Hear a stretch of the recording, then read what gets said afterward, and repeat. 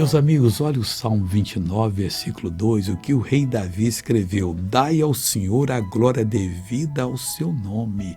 Qual é a glória devida? Você tem que pesquisar na Bíblia.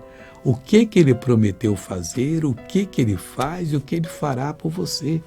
Aí você vai dar a glória devida a esse nome. Do contrário, você vai inventar coisa que pode ser completamente falsa. Não que você seja um falso, mas que não estando na palavra de Deus, o inimigo coloca qualquer coisa na sua boca e não podemos torcer a palavra, nem aumentar e nem tirar nada dela.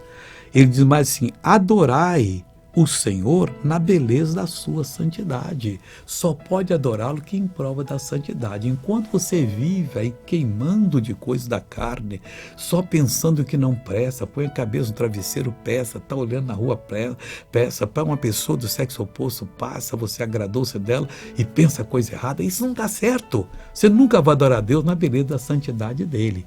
Pega essa orientação de Davi aí, veja essa pessoa que foi abençoada e eu já volto. Este pé doía muito. Doía? E como caminhava com esse pé? Às vezes, quando estou caminhando, ele dobra assim. Mas agora estou bem. Agora está melhor? Sim, agora estou bem. Então caminhe pelo corredor agora, livre completamente. O que aconteceu contigo, Era os irmã? meus pés, não podia mexer, missionário. Eu não podia mexer os pés e agora já levanto. Em nome de Jesus, já levanto. Tragam ela aqui. Irmã, Eu não podia caminhar, eu não podia levantar as pernas. E olhe, você não podia levantar? não, eu não podia Por quanto caminhar. tempo não se Olha, levantava? assim eu caminhava, assim que eu caminhava. Caminhava assim? Assim, Por quanto assim, eu não tempo? dobrava as pernas. Quantos Faz uns anos? 10 anos, mais ou menos. 10 anos ou mais. E agora? Agora eu piso bem, olha. Estou pisando em nome de Jesus.